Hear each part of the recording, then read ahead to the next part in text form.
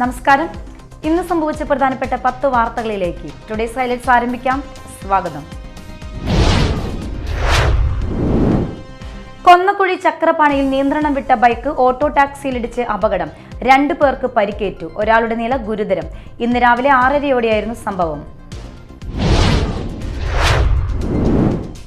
അതിരപ്പിള്ളിയിൽ മരത്തിൽ നിന്ന് വീണ ആദിവാസി യുവാവിന് ഗുരുതര പരിക്ക്. വാച്ചുമരം കോളനി നിവാസി 22 വയസ്സുള്ള സുധീഷാണ് പരിക്കേറ്റത്. മരത്തിൽ നിന്ന് കായ്ക്കനികൾ പറിക്കുന്നതിനിടയിൽ വീഴുകയായിരുന്നു. ആശുപത്രിയിൽ പ്രവേശിപ്പിച്ചു. വികസിത മേഖലകൾ തച്ചുടയ്ക്കുന്ന അശാസ്ത്രീയ തീരദേശ ഹൈവേ നിർണയം മാറ്റിസ്ഥാപിക്കണമെന്ന് ആവശ്യം. 1000-ഓളം തൊഴിലാളികൾക്ക് ജോലി നഷ്ടമാകും. എറിയാട് സായാഹ്ന ധർണ തുടരുന്നു. കടുത്ത വേനലിൽ ചക്കയും മാങ്ങയും സുലഭമായതോടെ വാനരപ്പട കാടുകുറ്റിയിൽ തമ്പടിച്ചു. കാടുകുറ്റി പഞ്ചായത്തിലെ 6-ാം വാർഡിലെ വിവിധ പ്രദേശങ്ങളിൽ 6ഓളം കുരങ്ങന്മാർ വിലസുന്നു. സംസ്ഥാനത്ത് 3 ജില്ലകളിൽ ഉഷ്ണതരംഗം മുന്നറിയിപ്പ് തുടരുന്നു. കൊല്ലം, തൃശൂർ, പാലക്കാട് എന്നീ ജില്ലകളിലാണ് മുന്നറിയിപ്പ്. പാലക്കാട് 41 ഡിഗ്രിയും കൊല്ലം, തൃശൂർ ജില്ലകളിൽ 40 ഡിഗ്രി വരെയും ചൂടുയരും. അക്ഷരശ്ലോക വിദഗ്ധനും എഴുത്തുകാരനുമായിരുന്ന കടലായിൽ പരമേശ്വരൻ ഓർമ്മദിനം ആചരിച്ചു. പൂപ്പത്തി യോഗക്ഷേമ ഉപസഭാ മന്ദിരത്തിൽ നടന്ന ചടങ്ങ് MLA അഡ്വക്കേറ്റ് VR സുനിൽകുമാർ ഉദ്ഘാടനം ചെയ്തു.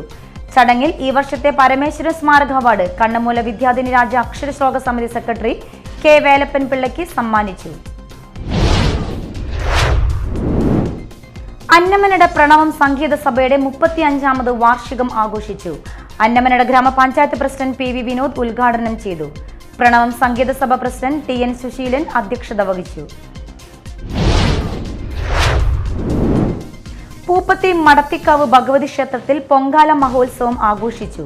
ഭഗവതിയെ പുറത്തേക്ക് എഴുന്നള്ളിക്കൽ, തുടർന്ന് നിവേദ്യം തെളിയിക്കൽ, പൊങ്കാല സമർപ്പണം എന്നിവ നടന്നു.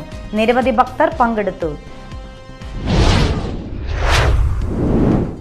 കൊടകര സമന്വയ സാംസ്കാരിക സൗഹൃദ വേദിയുടെ 10ാം വാർഷികത്തോടനുബന്ധിച്ച് സൗജന്യ ആയുർവേദ മെഡിക്കൽ ക്യാമ്പും മരുന്ന് വിതരണവും നടത്തി. ചാലക്കുടി MLA സനീഷ് കുമാർ ജോസഫ് ഉദ്ഘാടനം ചെയ്തു.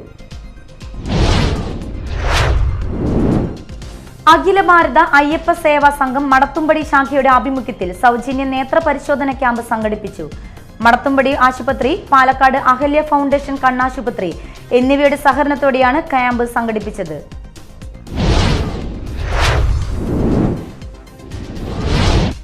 ഹൈലൈറ്റ്സ് വാർത്തകളുടെ വിശദമായ റിപ്പോർട്ട് അടുത്ത ന്യൂസ് റൗണ്ടപ്പിൽ കാണാം. ടുഡേസ് ഹൈലൈറ്റ്സ് ഇവിടെ സമാപിക്കുന്നു. നമസ്കാരം.